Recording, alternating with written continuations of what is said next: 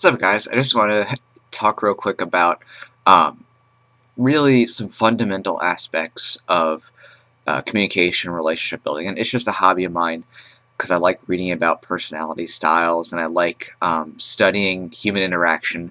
If you know anything about Myers-Briggs, I'm an ENTP, so I have this never-ending curiosity about these intellectual things and perceiving through people. So I've worked on a lot of things in my own life, and I wanted to share a couple of ways that um, you can kind of help fix overall relationships and see how you might be, hurting a relationship and kind of looking to see where some, sore spots might be and how you communicate with others.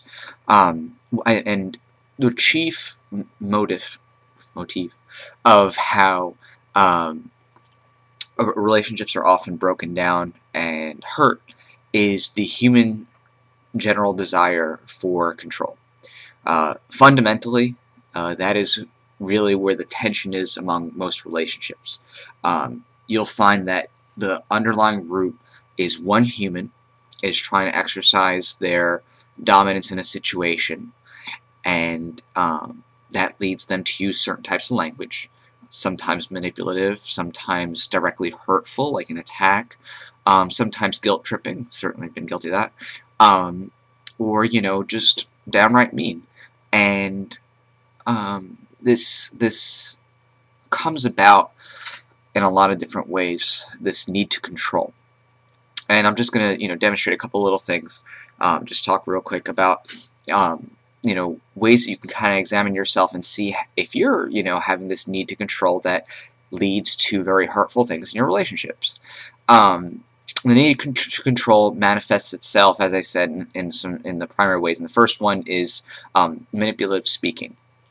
So the need to control, for example, to control another person might be through saying things like, oh, you don't really love me, or if you love me, or if you like me, you would do this a certain way.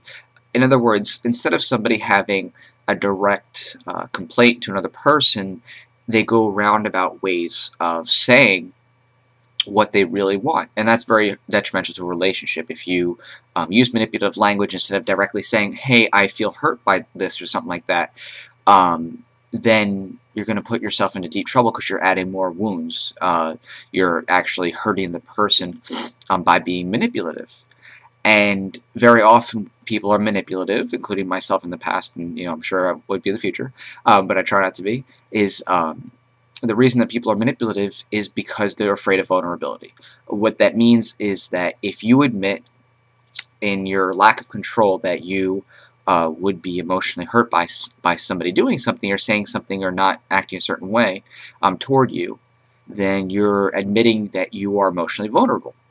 And people don't like to be emotionally vulnerable, and that's why in their need to control and dominate a sphere of their life, they can be manipulative and try to get somebody to act in a certain way because they're afraid of losing that control, and they're afraid of losing their heart stability, that that covering of their heart. They don't want to be open up to attack by feeling weak. And that also goes into, sarcasm and anger, verbal attacks on a person. Sarcasm is a form of anger, and very often people use that as a defense mechanism, to kind of cover up their insecurities or their insecurities about a situation. And again, this is about in control.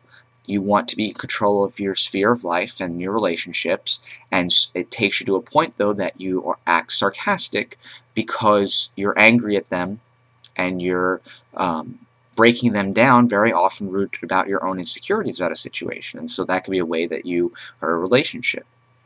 And of course, as I was saying before, if you're being mean-spirited in the way you talk to somebody, let's just say that, or guilt-tripping, this kind of can go together. You can use the tone of your voice, or you can use the demeanor to guilt-trip somebody into acting a certain way instead of just having an open discussion about something and admitting your feelings. So again, it's another one of those, you're trying to control a relationship, you're trying to control an environment, and you act by giving guilt trips. Oh, but please, blah, blah, blah, blah, instead of just admitting, hey, I'd really like for you to, be with me at this certain place, or I'd really I'm feeling, vulnerable that you might leave me or that you might hurt me or you really want to be with other these friends instead of me. Instead of saying something that's actually direct and your true feelings on the subject, you use, that type of guilt tripping or that tone of voice.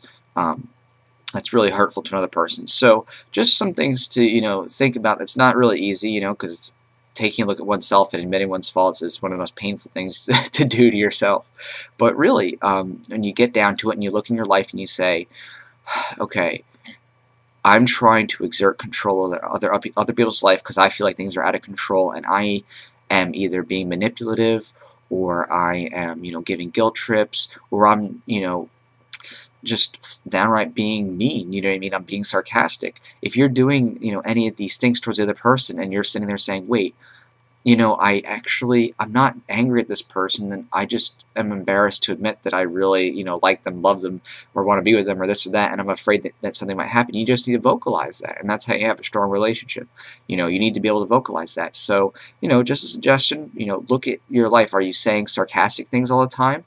Do you have any underlying insecurities that you're making up for? Are you being manipulative? Are you afraid of losing a situation, that you're going to lose control? Are you having a really negative tone in the way you talk? Are you being mean, using, calling names? Because these are things that are very hurtful, and very often it's being used as a defense mechanism because you're afraid to lose control of the environment and your situation. You're afraid to be emotionally vulnerable. So just think about those things, because you can be confident in yourself, but without having to resort to those communication manipulations, angry tones and guilt trips and stuff like that. Just a little lesson from things that I've learned in life. And if you have any thoughts or questions or this or that, feel free to ask. All right, take care and God bless.